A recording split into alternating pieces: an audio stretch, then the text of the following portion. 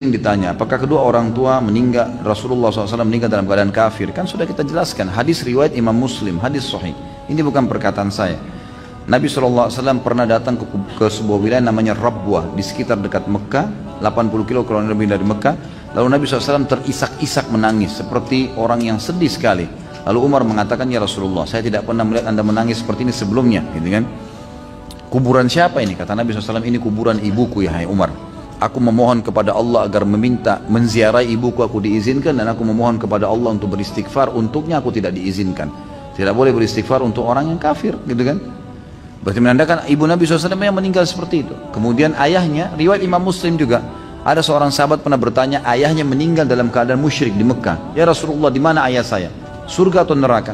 Kata Nabi SAW, di neraka. Hukum Allah jelas gitu. Lalu dia marah, dia keluar. Nabi SAW suruh panggil, ditepuk dadanya sambil Nabi mengatakan, ayahku dan ayahmu di neraka, dua-duanya.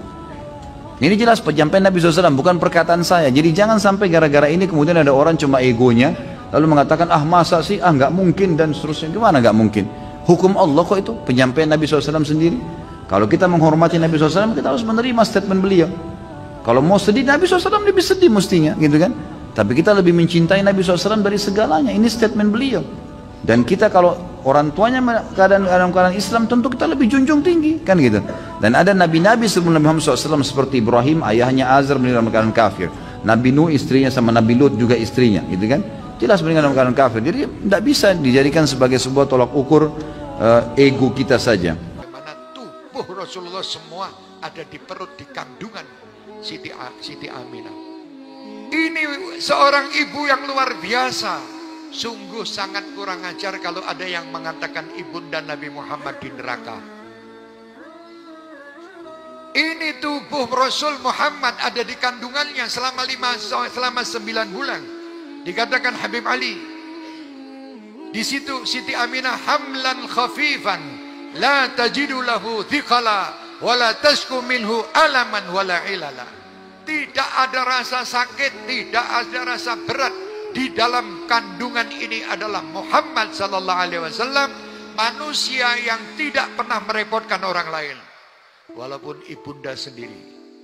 Kenapa ayahanda Rasulullah sallallahu alaihi wasallam itu meninggal lebih dahulu? Dikarenakan nanti menurut para ulama, biar Nabi Muhammad tidak memanggil abi, tapi Nabi Muhammad memanggil Rabbi.